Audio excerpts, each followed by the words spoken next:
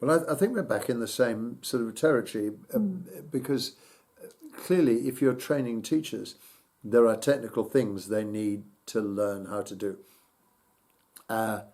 Some of them are very practical.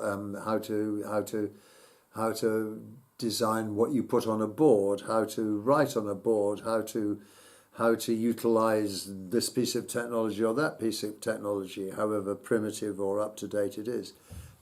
How to put students in groups, how to put them in pairs, how to conduct a choral repetition drill, how to if you want to get really kind of granular, how to isolate a grammar point in a sentence so that students focus on it, and then there's the whole issue of feedbacking. All of these things matter.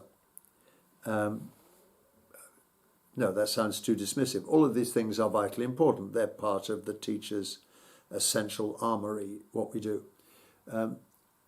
But above and beyond that is a general feeling that that's not enough, or rather, that's not all of it.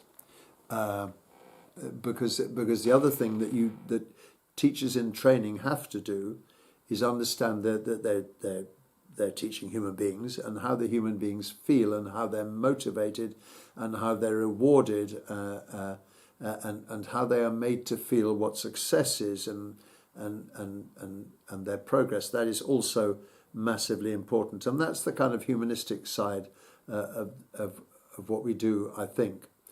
And I suppose a good example of that is what happens in initial training.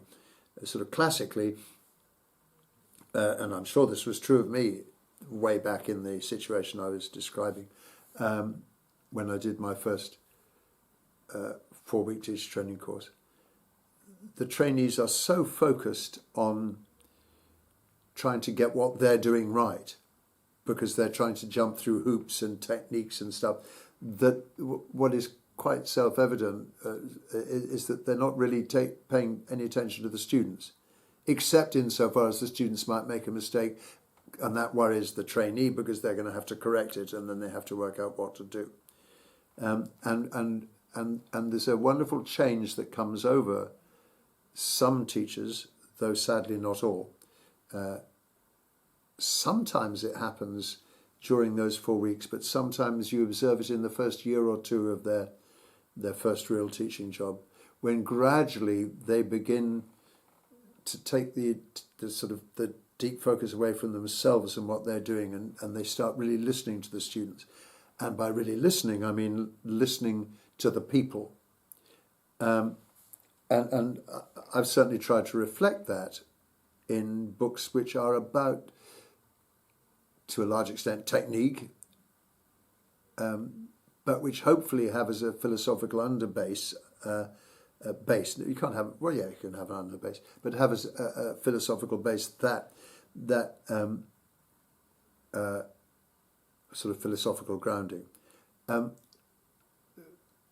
have a good friend who I make music with sometimes. He's a young man, a cellist, an extremely good cellist, and we were discussing that he's a cello teacher, and I've never been taught by him, but based on what he says, I suspect he's an extremely good teacher.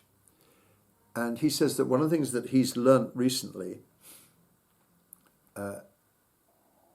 and it was just terribly well said, this, he said, I've learnt in the lessons, he teaches one-to-one, because a lot of music teaching is like that.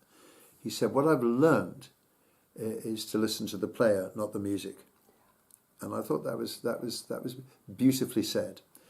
And I hope that if you were to look at the evolution of my methodology writing, because it's gone through lots of iterations over the years, that you would see that focus,